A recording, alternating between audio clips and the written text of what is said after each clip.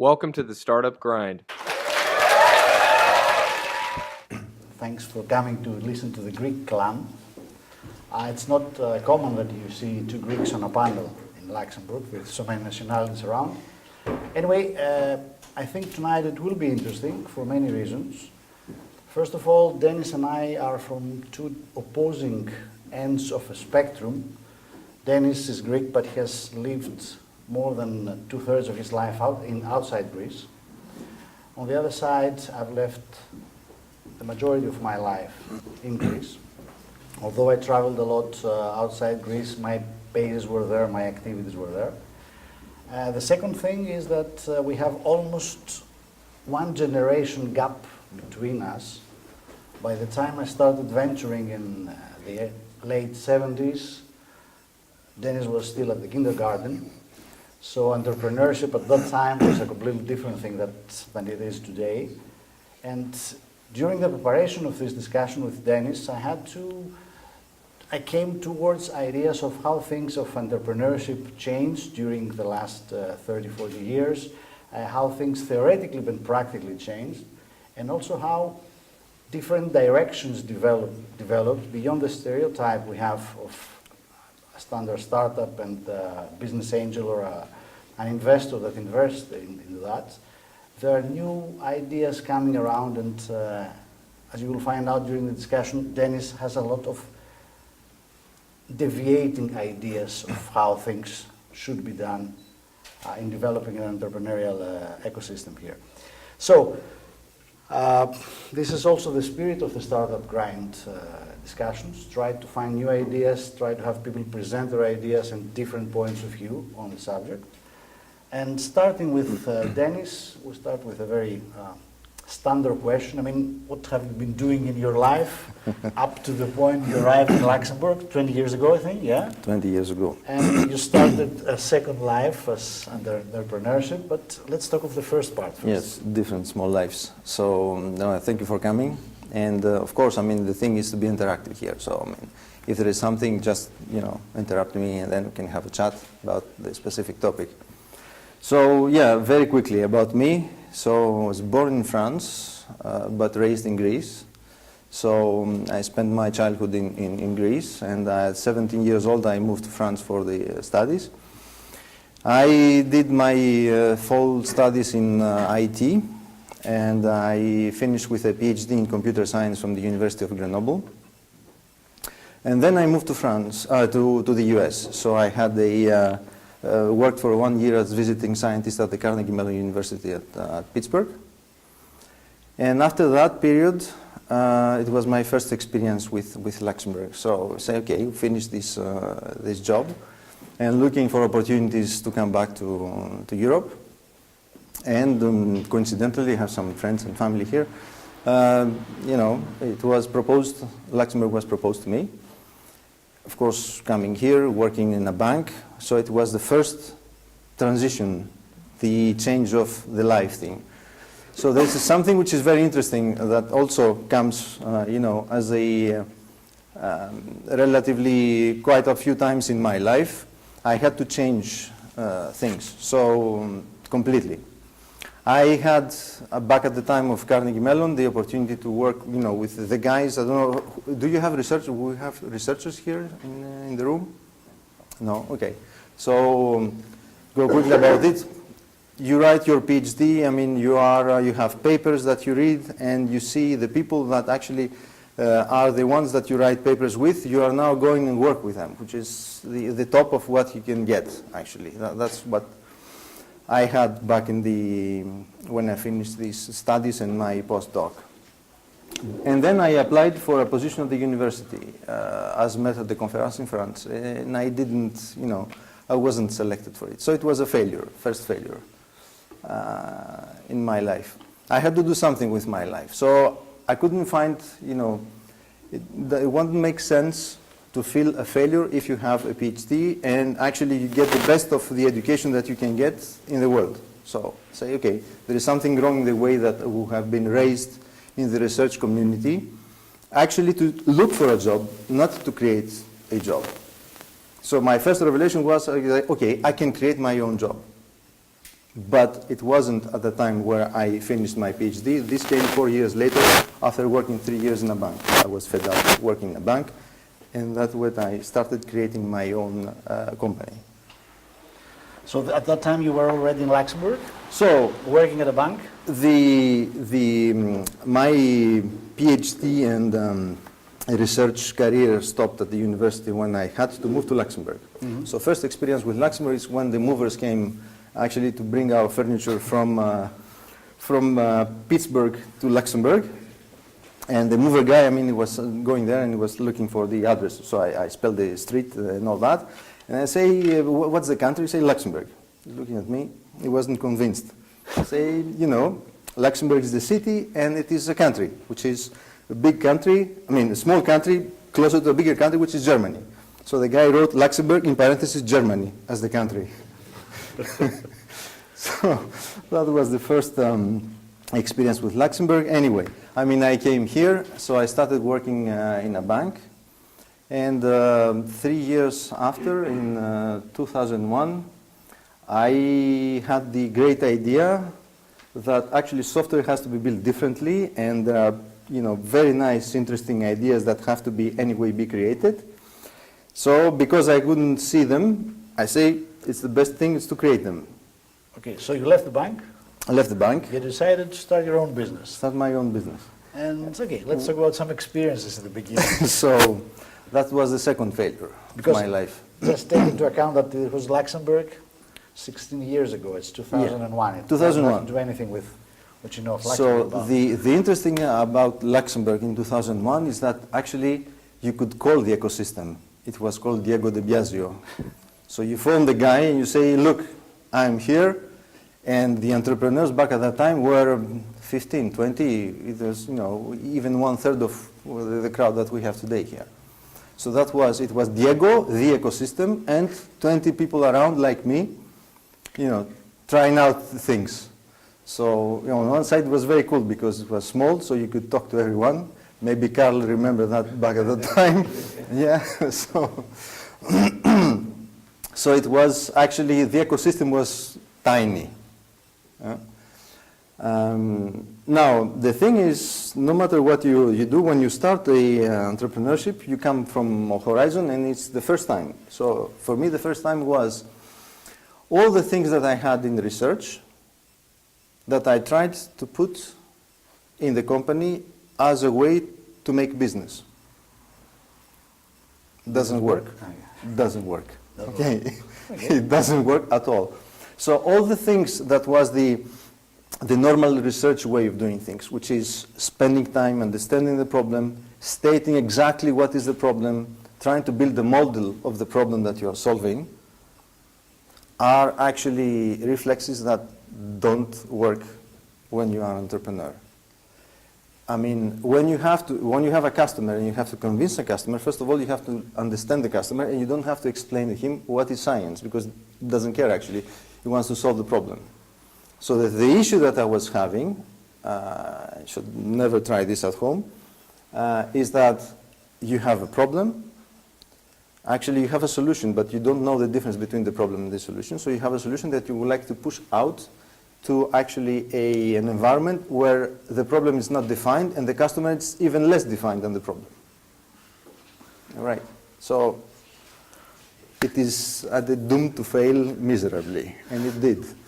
So Okay, that was the first one. yeah, the 3 years. And then you had another try.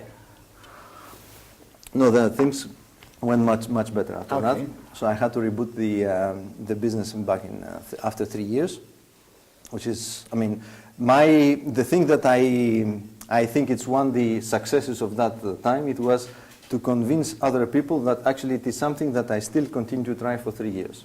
Okay. Okay, so okay, that was very brave for them as well. But after 2004, I mean, I had to reboot and think about, and that's where actually all the things that I learned from research helped, because analyze the problem, understand why, I mean, there is some failure. What were the things that actually caused that failure are reflexes coming from research. So it's very interesting to see that if you shift positions, if you shift mindset, some skills that you have may be good, or may be detrimental to what you're doing. So it is just a mindset. It's a way of thinking. So that's what I learned. And actually, this thing helped me a lot. So you mean, you understand that trying to implement directly what you learned at the university didn't work, but trying to use the mind share Exactly. you were taught at the university help you solve the problems. And that's something that I continuously, pushing now, and there are things that actually we do with the university, is that if you do research or if you go in studies and you actually push your studies a bit further, there is a level where a lot of skills that you are building are useful, and actually very useful. And especially, for entrepreneurship in situations where actually everything moves. Being able to understand what are the stable points when, you have a very complex situation are things that you can use, and if you have a research background, even more. But you have to, twist them somehow. So after 2004, continuing that very quickly, then things went okay, and we had customers, and actually all the power of the things that we did in the past, which is analyzing very large domains, grasp problems that are very complex, helped us to win projects even more and more. And so I had the chance to grow, of course with some hurdles, because, okay, when you lose customers and if they are big customers, you have to actually reconfigure the business. So that's also things that I learned. After 2013, 2014, I started spending more time helping other people to create than companies than actually running the business. The business is okay now, it's running steady. And that's where the idea about Compelio came. And of course, there was the discussion about being a business angel and helping other people and the ecosystem. So that's what, since 2015, I'm doing more and more. Let me come back to a point. The way you present entrepreneurship in your side is that it deviates from the stereotype you have in mind, that you have somebody, it's a nerdy guy usually, with a great idea, and he's looking for a good investor that could lift him off. You don't seem to follow this model. You try to look at things a little bit different. Can you elaborate on that? Yeah. First of all, is that I don't think that money is the first thing actually that you have to chase when you have an idea. This is the last thing, not the first. So, and I'm explaining a bit about it. First of all, is that you need, okay, that's a personal position, and people may disagree. I tend not to like the model of entrepreneurship, especially coming maybe a bit from the US, where the entrepreneur is the star, it's the footballer, the guy that raises zillions of money. Fine, okay, you can raise money, but you have to know why you raise money. So that's one thing. The other thing is about the way to actually apply things. Okay, in my case it was coming from research. The skills is about to understand the situation, take what is the important part and leave the others, build some sort of roadmap, guide, and apply this, and make sure that you actually measure if you go in the right direction. Have some sort of indicators that you build in order to understand if you go in the right direction yourself. So all this is something that is happening because you actually focus on the idea and you are passionate about it, and you know where you want to bring the business, and then you know why you need money. Okay, and the last thing is, we're talking about impact, not necessarily social impact, but there is economic impact, so you can actually, build a product that is useful, having also some social impact and eventually some environmental impact, depending on the business. All these things are the drivers, the motivations on what I'm doing. So, okay, I have now the possibility to bootstrap ideas myself or to help other people bootstrap ideas. And the funding is something that comes as a second stage. Okay. So you think impact is part of the business plan? To me, there is, yes. To me, there is impact no matter which, okay, social, environmental, or even, creating jobs or having any real economy impact in any business, of course. So I tend not to like the separation between, impact investment, impact investment and regular investment. In all business models, you have some points where you actually have some impact for the society, for the environment. And the thing is, when you build the business, you have to understand that and eventually maximize it. Yeah. But, okay, let me provoke you a little bit. I understand your idea that I was expecting that. Yeah. it happens with Greeks. So the idea is that, okay, impact should be factored into the business plan, should be something integral to that. But like it or not, there are businesses that are identified as impact investment, impact investments, and businesses that are not identified like that. Yes. Have you done anything in the impact investment business Yes. itself? Yes. Although you don't accept the dichotomy? Okay. I mean, for the terminology thing, to me, impact is the difference is that, I mean, you are focusing as a primary goal to achieve some goals that you have actually reached. I mean, you want to reach in terms of the benefit either in the society or the environment, and this has priority over the financial return. This is the difference between social impact and not social impact to me, or impact in general. Now, as far as I am concerned, okay, I mean, back in 2015, I had the idea of, as you know, that in Greece we had problems, and still we do, but I mean, everybody wants to give a bit, back to the country. So I wanted to do something and, invest using some of the background and the skills that I'm having in promoting entrepreneurship in Greece. And, okay, I'm sensitive on a specific case about people with disabilities. And so what I did is that I went in Greece and I wanted to actually, work and eventually invest with people that are in this space. So I worked with the, the network of people, the professionals that are helping people in the autism spectrum and their families. So speech therapists, occupational therapists, psychiatrists, psychologists, that they would like to create business, their own business, which is, of course, an impacting business. So what I did is that we worked for 9 months using the technology compelling and all that, but I mean, okay, this is an aside, you can do whatever you do in following. In our case, we did that. And we followed the team, so we had what we were called the idea clinic. So we started with a team of 15 persons with 6 projects, and we followed them for 9 months. First of all, we had the guarantee with the scientific community that what they're proposing, it is something that makes sense, which is very important in this case. And then we helped them build their business model around, which is a very interesting exercise because in the social impact actually domain, people are not necessarily aware about the business idea. They're not even afraid to ask for money. So that's what we did, and now we are very happy to see that there are startups that are actually flying out and in Greece. And here, okay, we have we are promoting we're working with the 601 incubator. We actually equipped the incubator with our software, and we are having the first cohort of startups in the 601 in Differdange that actually came out, and we launched the boot camp. So we are in the middle of working with them to define indicators of social impact and all that. Okay, let's come back to the startup issue. And what do you think? The way you pose things so far is that we're trying to do this, we're trying to support this, we try to expand this. How do you think what type of support do the startups need today? I mean, beyond money, where investors are probably around, what type of actual support they need? Most of the time, what I have seen, I mean, now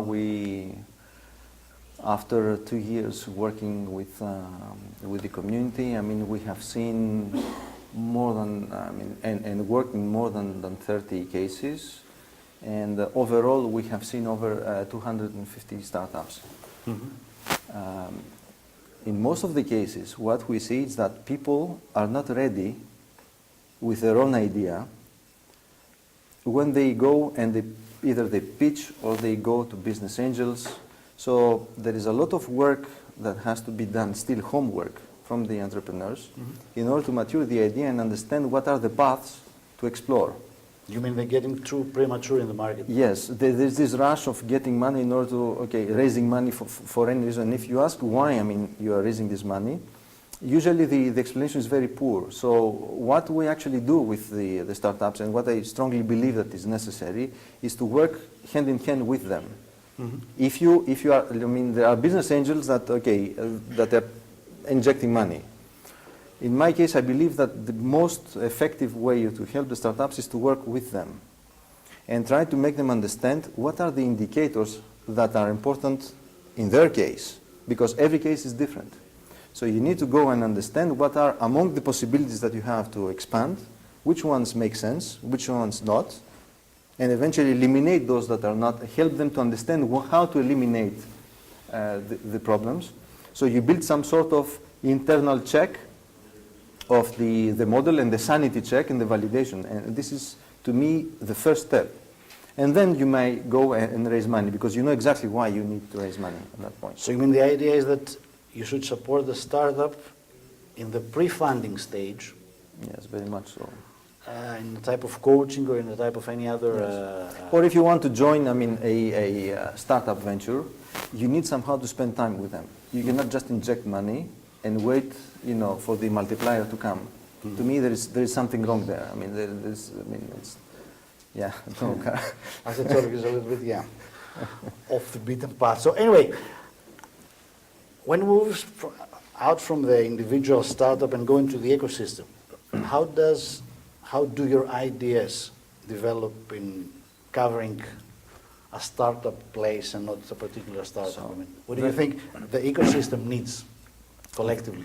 Yeah, I mean, there are two parallel universes, if I could say. There is the startup ecosystem, and there is the corporate ecosystem that actually is eventually embracing entrepreneurial and startup ideas. These two things go hand in hand. I mean, there are both sides of the same coin, actually. The way to implement in a company is different from an ecosystem supporting startups, but I mean, let's focus on your question about the ecosystem. First of all, I see a big difference between, I mean, the stories that we're hearing about the ecosystem that are coming from the US and the European environment. To me, they are totally different. They cannot even be compared. I mean, in the US, you have the ability to actually inject a lot of money. The tickets are much higher. People have money. They can burn money. Fine. Here in Europe, whether we like it or not, I mean, there are also money that are coming in the ecosystem from public sources. So there is somehow also, I mean, the need to go back and report what is happening, because at the end... You mean state money or money that... At the end of the day, there are money that are taxpayers' money supporting the ecosystem, which is... While you don't have this in the US. As far as I understand, usually not much. So there is, for people who are actually managing the ecosystem, the obligation at some stage, even if it's not well formalized everywhere, to go back and report what happens with this money. So we need to be much more rigorous here about what we do with startups.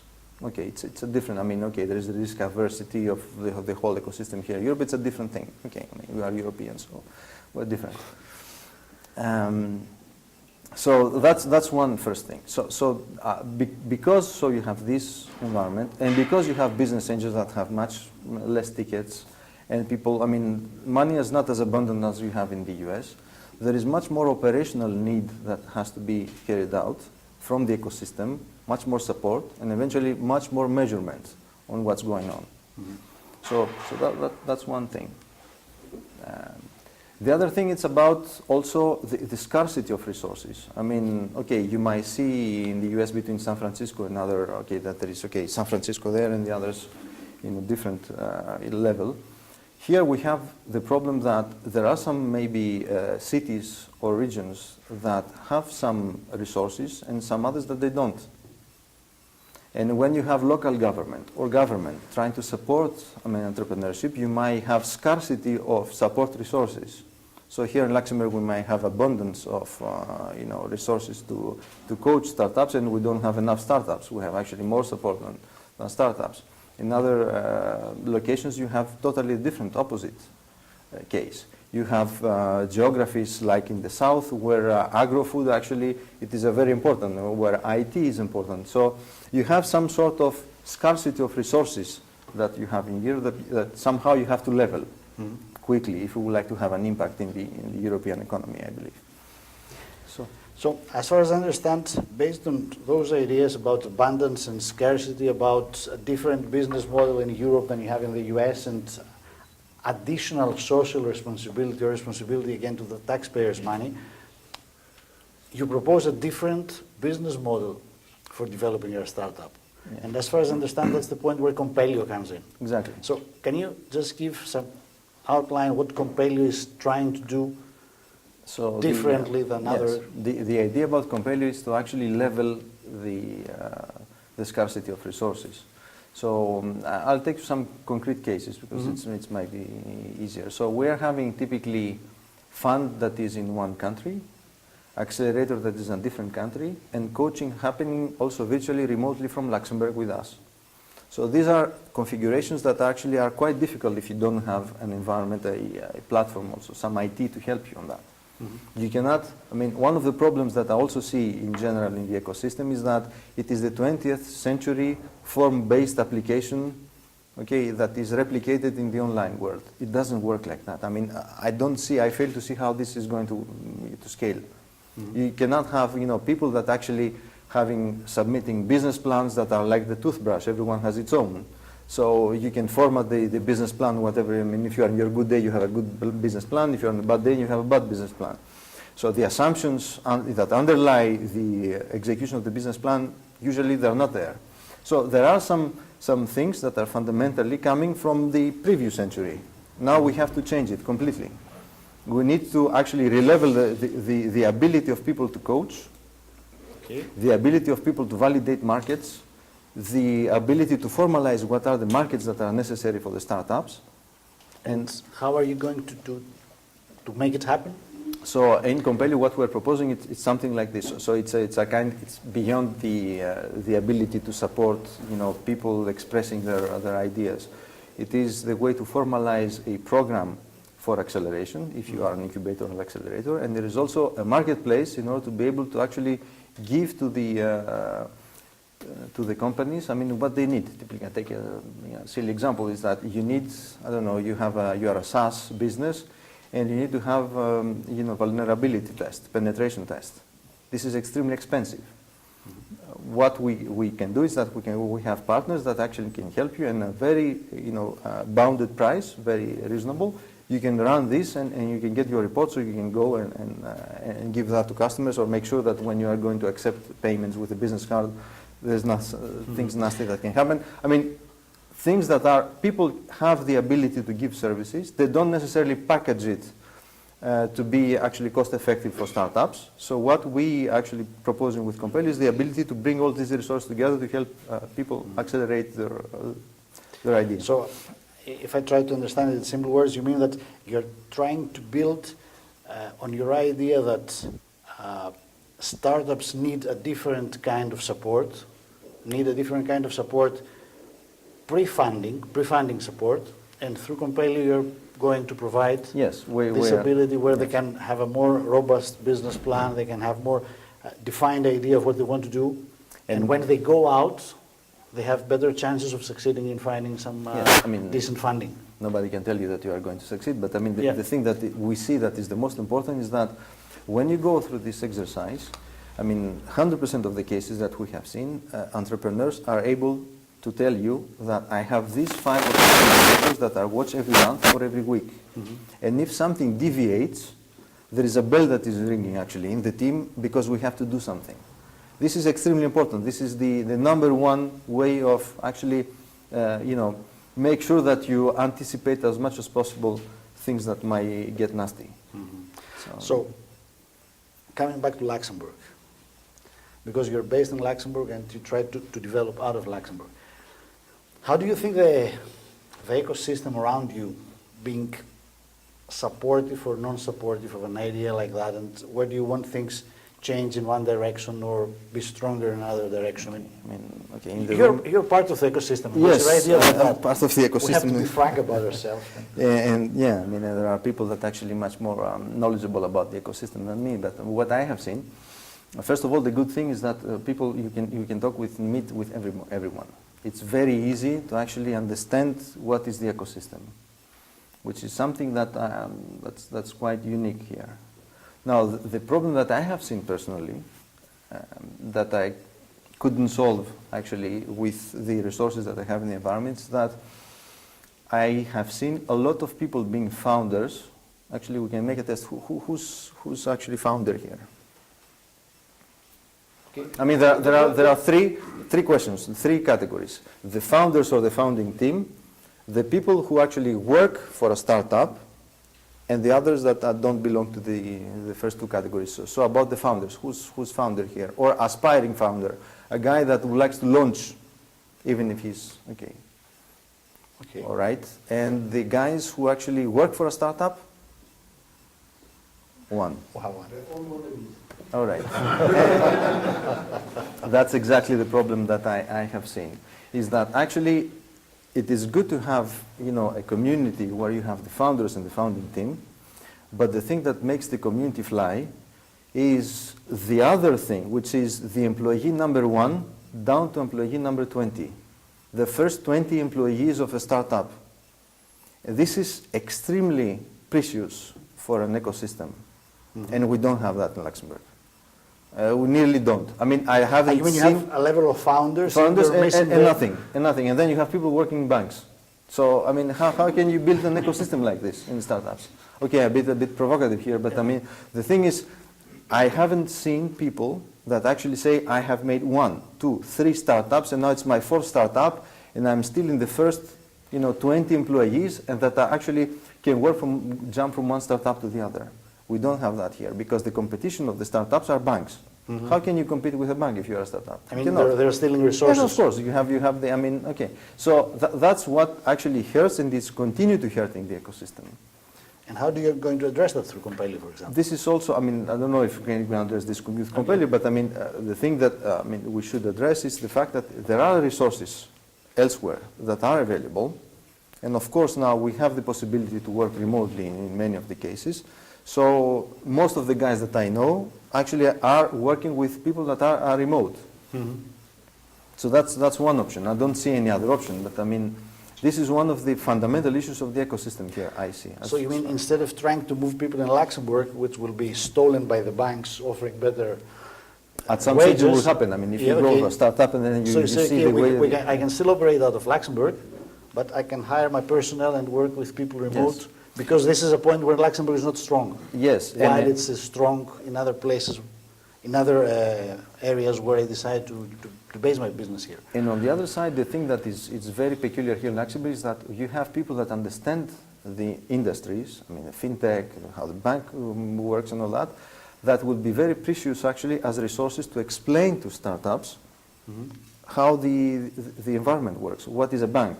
Actually, I have seen a lot of people that actually claim themselves that are in the fintech, but they have no clue about how a bank works. So how can you be in the fintech industry? So here you have people that actually understand very well, different businesses, banking, logistics, and other things. So it would be very interesting to actually have all this knowledge explained to startups that may not be necessarily here in Luxembourg, but elsewhere. We always say that we have an abundance of coaches and people like that. So it would be nice to actually spread this knowledge so other startups can start in other and try to get what we don't have by other means. Yes. Okay, so if I try to sum it up and give some time for questions, after 30-something years in the business and in all aspects of the business, I mean as a bank employee up to an entrepreneur and part of the ecosystem, what is the one lesson you had to teach somebody if it comes with one question? I have one question. What should you tell me? That's a difficult one. I mean, the thing is, first of all, is that we discussed here about different possibilities to square an idea, to build models. That was the theme of this whole discussion, about apply what we call fact-based decision-making entrepreneurship, if possible. All right. So that's the thing. But now, I mean, I have this other passion, which is music and jazz. All right. So, and playing piano. So the lesson comes from the music? So the lesson comes from the music. I mean, it's Charlie Parker that was an interesting thing. He was saying that, first of all, you have to master the music. Then you have to master your instrument. and then you forget all that shit and you just play music. Yeah, so so that's the exactly the same thing. You master music, right? You master so the you instrument? master entrepreneur, you master your business model, you master how to talk to customer, and when you are in the situation that you have to do things, you just do it. Okay. So yeah, so that's the thing. And I mean, if you are prepared, it will go okay. I mean, if not, you have to learn from failure. Okay, so thanks very much, and please, you're welcome to pose Yeah. questions to the gentleman.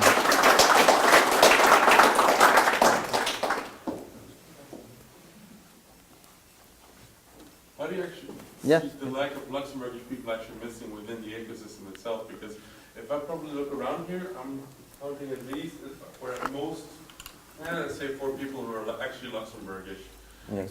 within the ecosystem, because that's one of the places I see huge problems. Yes. Do you have an idea Yeah, what's why? up? Yes, Yeah. actually quite easy. As he mentioned before, banks paying pretty well, and also Luxembourg government actually pays pretty well. So And it's easier actually you go to school, you finish your high school, you just say, all right, let's go work for the government. They pay me whatever I need, so what the hell do I need? you know, there is an interesting thing about entrepreneurship by necessity Yeah. that exists in some countries.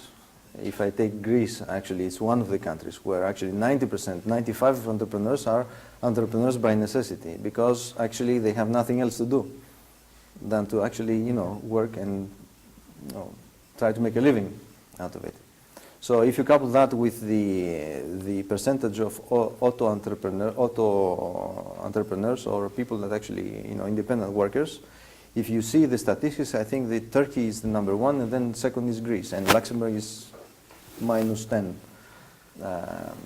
So I think that explains quite some of the issues.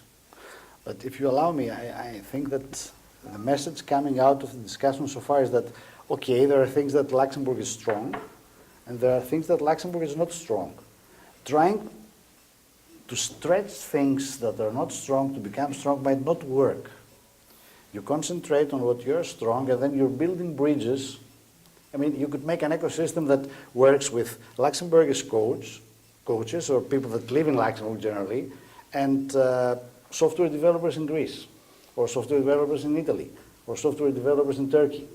Because on the other side, they do not have the know-how, they do not have the ability, but they have strong brains and have people who want to work and are ready to work. So instead of trying to stretch what you are not good at, it's better to invest on what you are good at and try to bring the other things in a way that technology today allows. And there is another thing that it's also very important that we actually tend to miss, but I mean, working with the two extremes in Luxembourg and in Greece, I had the opportunity at least to keep that in mind, which is very important. Here we take for granted that everyone has a job.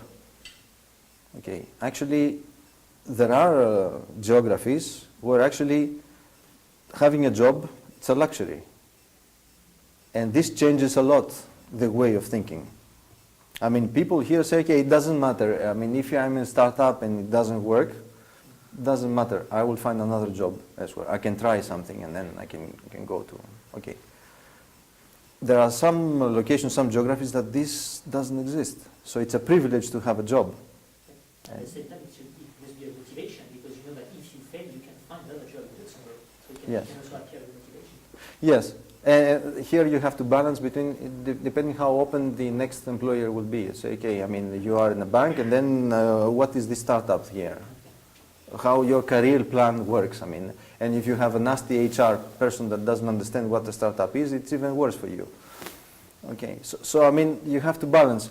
There is always, the thing that I learned myself is that when you are in an environment where actually you are with peers that recognize success in a given way, if you move, I mean, to another domain where success is measured differently, you are doomed. So if you are a research, you make good papers. You don't create startups. If you are a startup, you raise money, actually. You don't do research. Okay. If you are, I don't know, in a corporate, you have to raise levels and just don't move. Okay. Because if you go and work in something else, they don't understand what you do. So you have to keep that in mind, depending on what is your career plan. But from the moment that you actually become peculiar, it is a choice. You have to assume that and go for it and continue.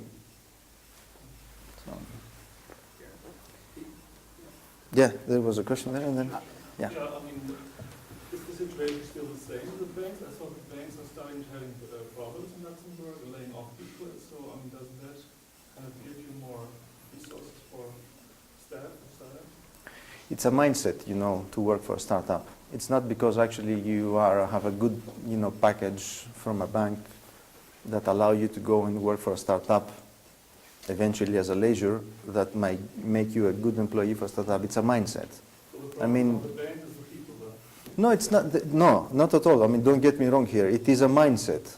So if you actually have a startup that used to work with commandos, okay, it is a different kind of, you know, mindset.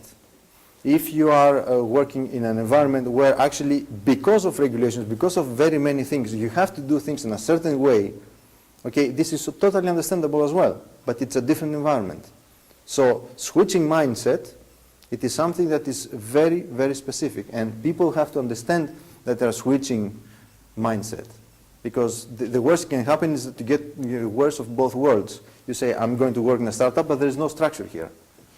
Okay, indeed, sometimes, okay, no, you don't have structure, and it's normal. Other times, yes, it is, and yeah, you have to square things. So. Yeah, just a question.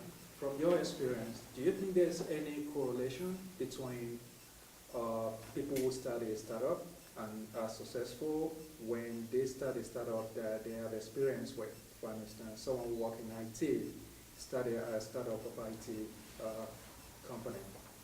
Do you see any kind of correlation? Yeah, you mean if you are in your domain, In your domain, yes. actually you maximize the chances of success if you are in this domain, because you master things that actually are very specific, and so you know the uncertainties where they come from.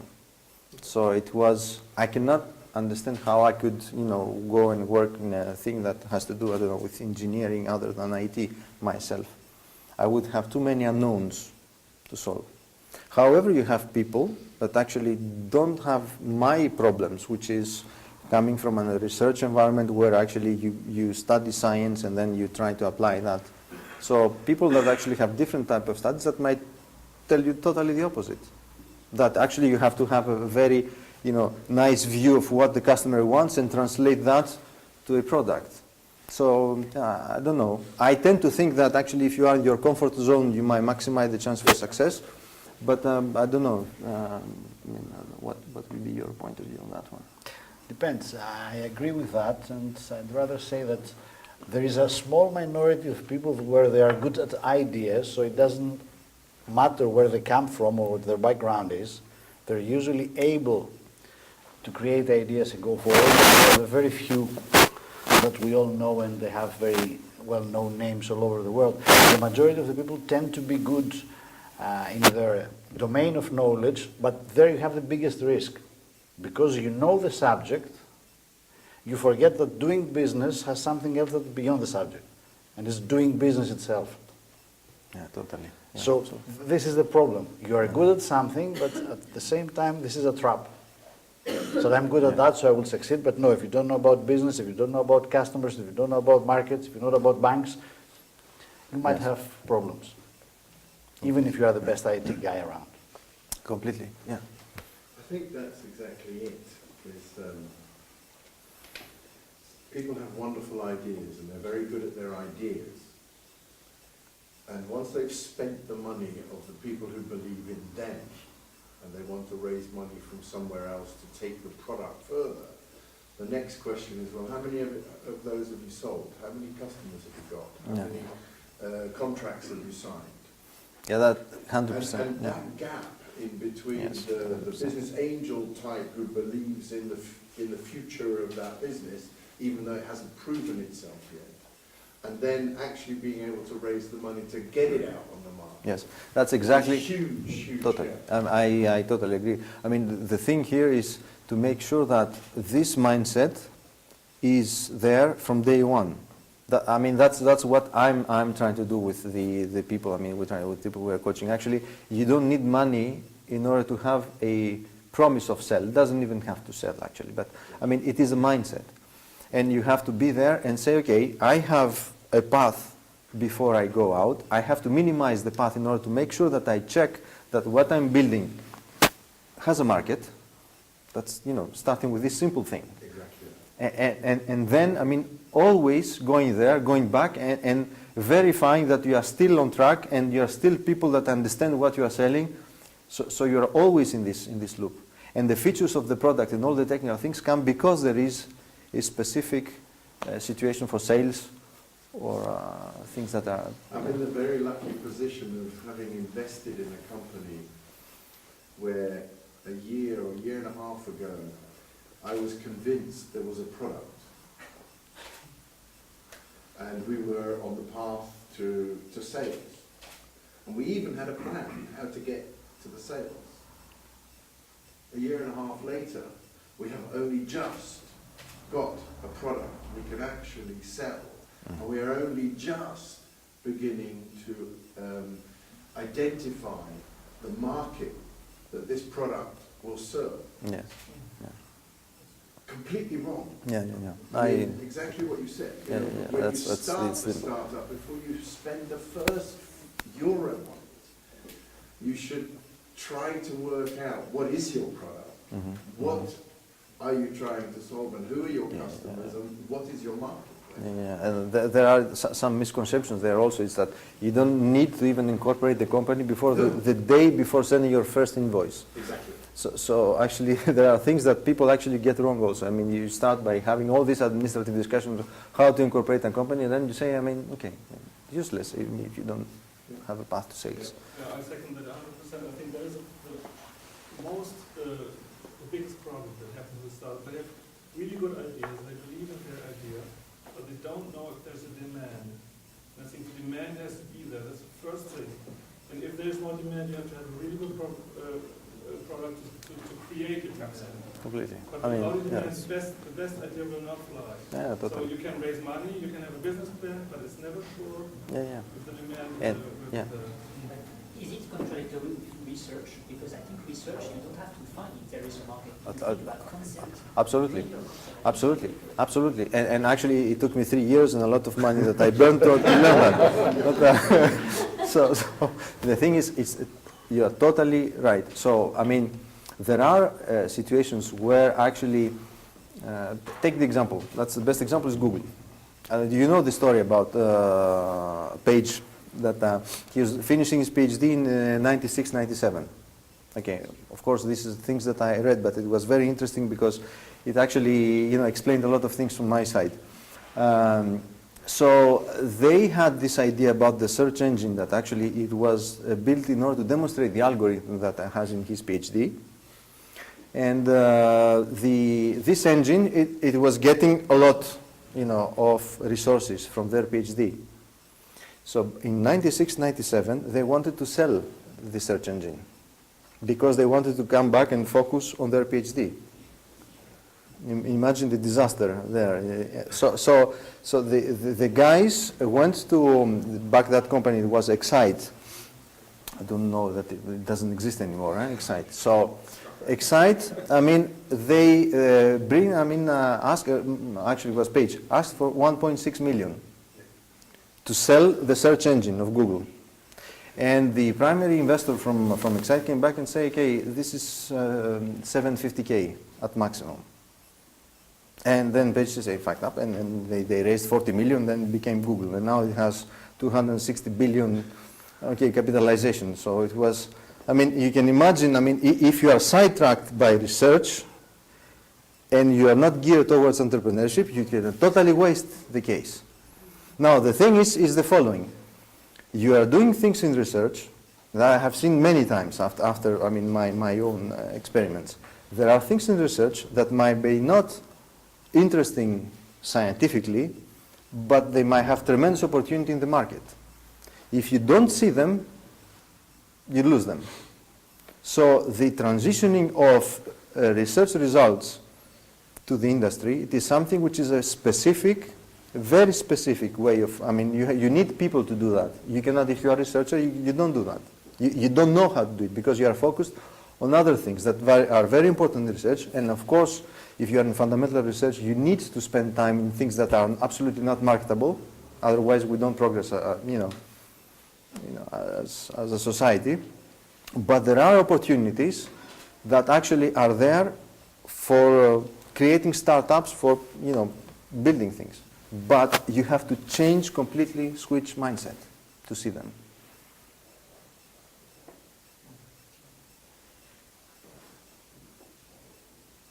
I just wanted to make another point about the ecosystem here in Luxembourg. I mean, we live in a country which was farmers, which then went to bankers and to government employees. So sort of risk is a horrible word. I mean, that it doesn't exist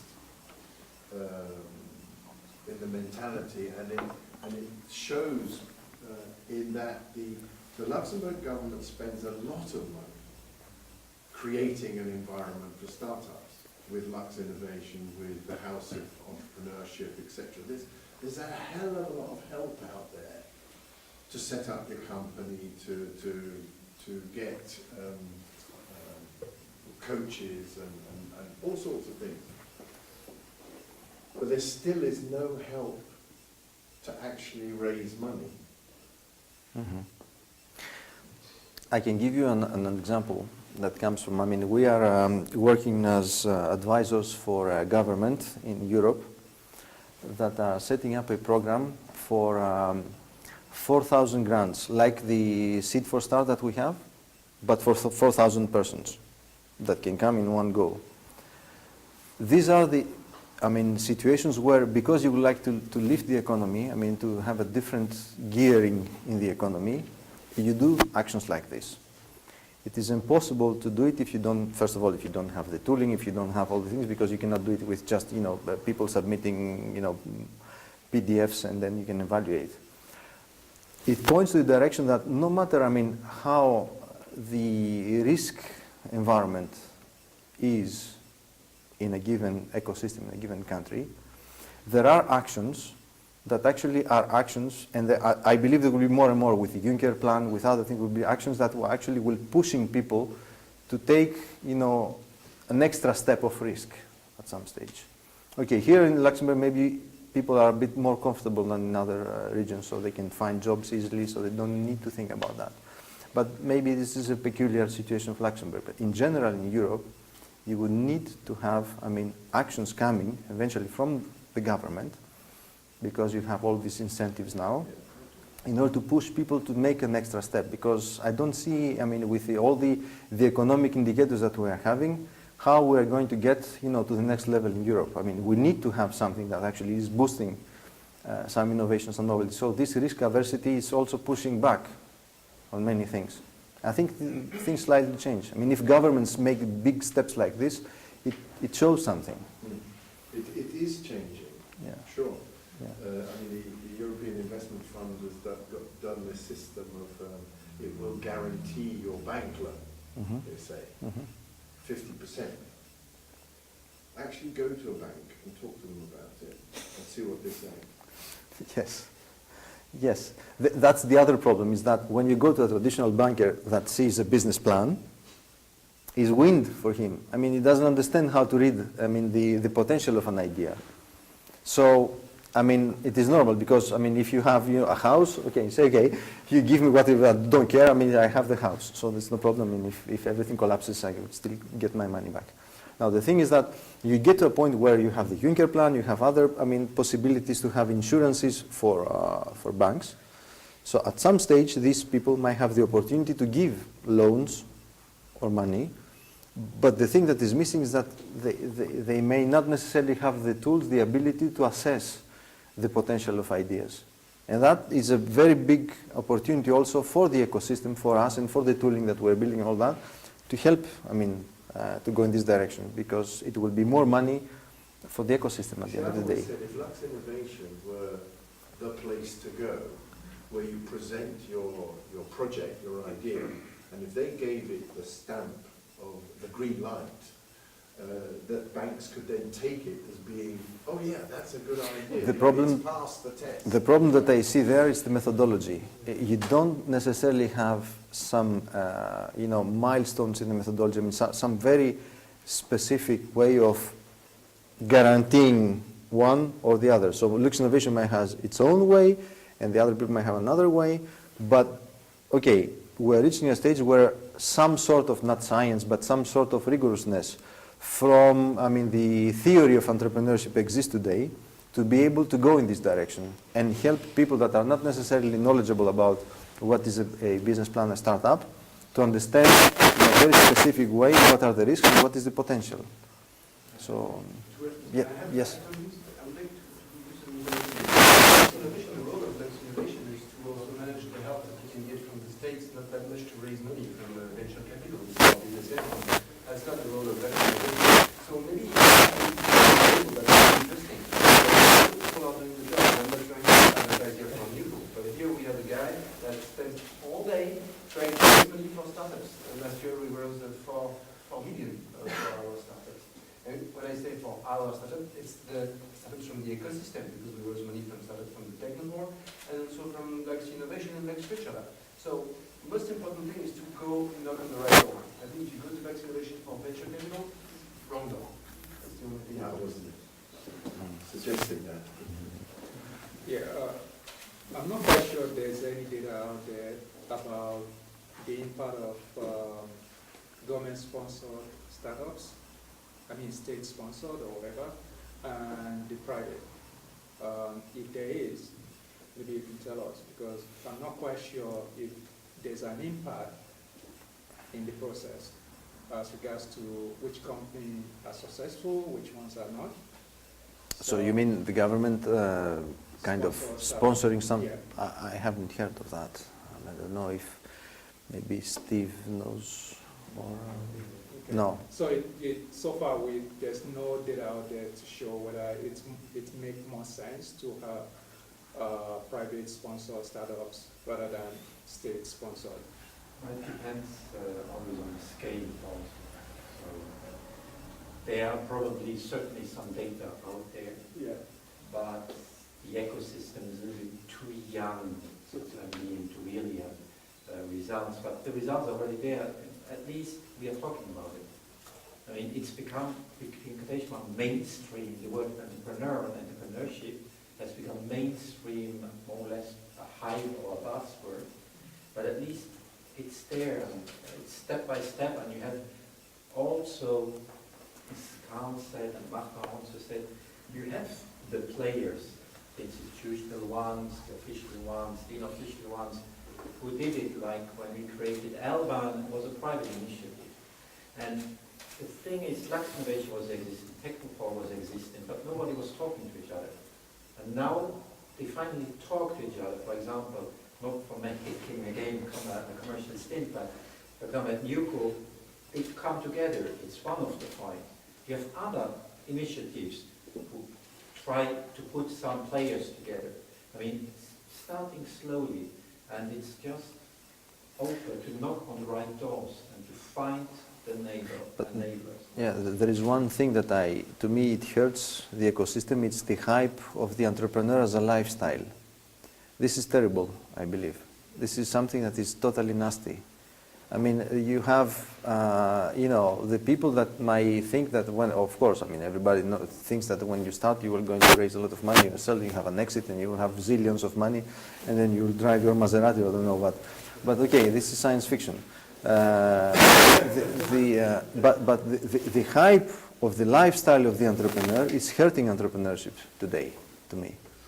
So people can believe that actually they can live a lifestyle of entrepreneur. I don't trying to raise money or raise money. It's cool. It's hype. No, it's actually hard work. You work your ass off. Excuse me the expression. And actually, you may not eventually succeed. So the thing that makes, the people go in the right direction is when you're actually generating sales. When you send invoices, that's the best. The pleasure. Of being an entrepreneur. You send invoices to customers. You don't raise money. You just send invoices to customers. Yeah? Yeah, indeed. Very, very relevant point, indeed. Yeah, okay, yes. When you see the money in the account coming from customers, I mean, the best money will be the customers' money. So, I mean, all this hype about the entrepreneurship, it is something that actually we have to play it down a bit. Because it doesn't, you know, push in the right direction. You might think that there is something else, it will be a lifestyle. It's like, I mean, the more we go, the more we'll see startuppers being footballers. Okay, so actually it makes no sense. You need to have this maturity of the environment that helps you, first of all, understand what is your business model, what is the dynamics of your business model, what are the indicators when you have the bell ringing that there is something wrong. And you have to do that continuously up until the moment that you get that you go to the regular sales, you know the cycle. And then you have an indication that you are in the right track. There is nothing fancy, there is nothing sexy about it, it's just business and it's hard business. Even harder than if you work in a normal, regular company. That's what entrepreneurship is, and people have to say that. Do you think people think that it's a Dolce Vita for entrepreneurs? If you are not, it's like sex for teenagers. If you've never done it, you can talk about it, but you don't know what it is. It's exactly it's the same thing. So people that are outside, they can dream about it in different ways. Or once you are in, you know more what it is. So I think on this positive note,